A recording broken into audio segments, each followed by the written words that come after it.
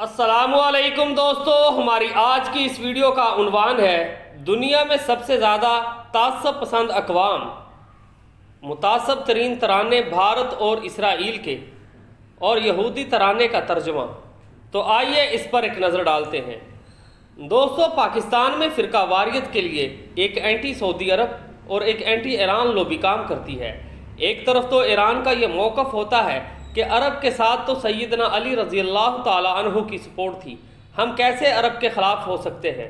حضرت عمر کو بھی حضرت علی رضی اللہ تعالیٰ عنہ کی مکمل حمایت حاصل تھی، آپ نے ایران فتح کیا، لیکن ایرانی تعصب اپنی جگہ موجود ہے اور یہ تعصب اب عرب و عجم میں بھی ظاہر ہو رہا ہے۔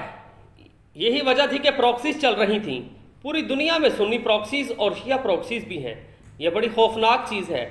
سنی پروکسیز آپ کو لیبیا، مصر، شام، عراق، یمن میں مل جائے گی۔ اسی طرح شیعہ پروکسیز بھی ہیں اور یہ فتنہ بہت بڑی سطح پر آ چکا ہے۔ اللہ نہ کرے یہ فتنہ امت کو گھیر لے، لیکن ایرانی پروکسیز جو ہیں وہ یہ سمجھتے ہیں کہ ہم دریائے نیل کے کناروں سے حبشہ کے ساحلوں تک پہنچ جائیں گے، جبکہ سنی پروکسیز یہ سمجھتی ہیں کہ ہم پاکستان، افغانستان تک جا پہنچیں گے۔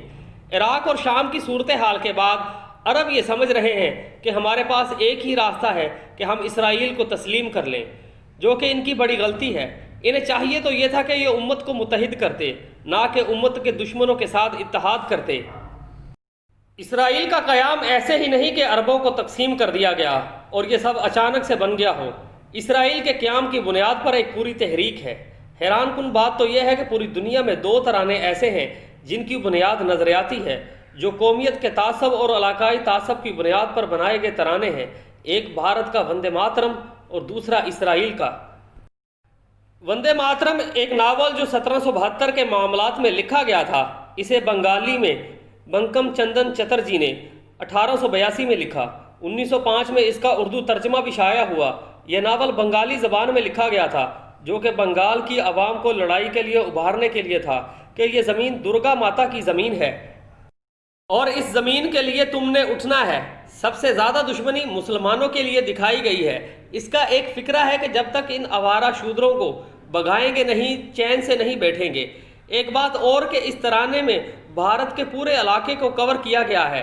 شروع کی لائنیں پنجاب، سندھ، گجرات، دراوڑ، بنگال، مراٹھا، یعنی سندھ بھی اس میں شامل ہے، لیکن سندھ کبھی ہند کا حصہ نہیں رہا۔ اسی ترانے پر بھارت کی بنیاد کھڑی ہے۔ اسی طرح کا ترانہ اسرائیل کا بھی ہے۔ ایک نوجوان لڑکا جس کا نام نفتالی ہیرس امبر، اس کی پیدائش گلیشیا کی تھی۔ یہ اس وقت کی بات ہے جب زائنزم عروج پر نہیں تھی۔ زائنزم دراصل یروشلم کو کہتے ہیں، سائن بھی کہتے ہیں، یہ اس علاقے اور سرزمین کو، اور یہودی رو رو کر زائن کی نظمیں گاتے ہیں اور شمون اسرے بھی پڑھتے ہیں۔ جب یہ نوجوان استنبول پہنچا تو وہاں لارنس اولیفینٹ برطانوی سفیر تھا، اس کے ساتھ اس کی ملاقات ہوئی۔ لارنس اولیفینٹ ایک ایونجلس تھا اور ایونجلس کہتے ہیں کہ جب تک تھرڈ ٹیمپل تعمیر نہیں ہو جاتا، سیدنا عیسیٰ علیہ السلام آ نہیں جاتے، تب تک ہمارا ایمان مکمل نہیں ہوگا۔ اس کی ایک کتاب کرسچن مزیانک مسٹک، اس کتاب میں اس نے کہا ہے کہ یہودیوں کو اپنے وطن واپس جانا چاہیے۔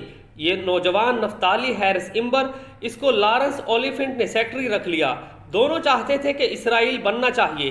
پہلا قافلہ جب یورپ کو عبور کر کے بحر تبریہ سے اسرائیل میں آباد ہونا شروع ہوا، نفتالی ہیرس امبر نے یروشلم میں بیٹھ کر ایک دردناک نظم لکھی، جس کے پہلے دو بند کو ان کے اسرائیلی ترانے میں شامل کیا گیا۔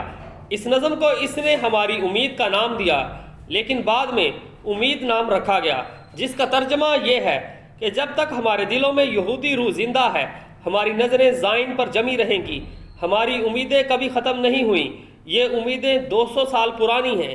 یہ امید کہ ہم اپنی سرزمین یروشلم میں ایک آزاد قوم کی طرح واپس لوٹیں گے۔ اس نظم کے 11 بند تھے، جن میں سے 2 کو ترانے میں لیا گیا۔ باقی کا ترجمہ یہ ہے: ہماری امید مری نہیں، یہ بہت قدیم امید ہے، اپنی سرزمین پر واپسی کی امید، جہاں داؤد خیمہ زن ہوئے۔ ہمارے دل میں جب تک یہودی روح بے چین ہے، ہم جہاں تک بھی مشرق کی سمت دیکھتے ہیں، ہمارا چہرہ یروشلم کی طرف ہوتا ہے۔ جب تک ہماری آنکھ سے آنسو خشکن تیز بارش کی طرح برستے رہیں گے، ہمارے قافلے اجداد کی قبروں کو سلام کرتے رہیں گے۔ جب تک ہماری مقدس دیوار گریہ ہماری آنکھوں کے سامنے ابھرتی رہے گی، ہمیں ہیکل سلیمانی کی تباہی یاد آتی رہے گی اور ہماری آنکھیں آنسوؤں کے کنووں میں ڈوبتی رہیں گی جب تک دریائے اردن اپنے کناروں سے اچھلتا ہوا بحر تبریہ کے اندر شور سے غرق ہوتا رہے گا، جب تک اس خطے کی ویران گزرگاہیں، یروشلم کے اداس دروازے اور شہر کے کھنڈرات نظر آتے رہیں گے، یروشلم کی بیٹی مسلسل روتی رہے گی، جب تک میری قوم کی بیٹی کی آنکھوں سے خالص آنسو ٹپکتے رہیں گے، رات کی تنہائیوں میں یروشلم کو یاد کرے گی، اس کا ماتم کرے گی، جب تک قومیت کی محبت یہودی کے دل میں رہے گی۔ ہمیں امید ہے کہ اللہ ایک دن ہم پر ضرور رحم کرے گا۔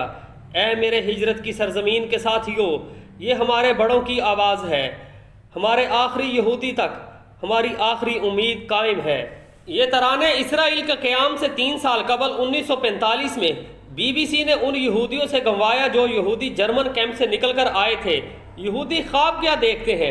عرب کے حکمرانوں کو کم از کم ایک بار اسرائیل کے جھنڈے کو ہی دیکھ لینا چاہیے کہ اسرائیل کے قیام کی آخری منزل وہ ان 2 دریاؤں کے درمیان حکومت ہے۔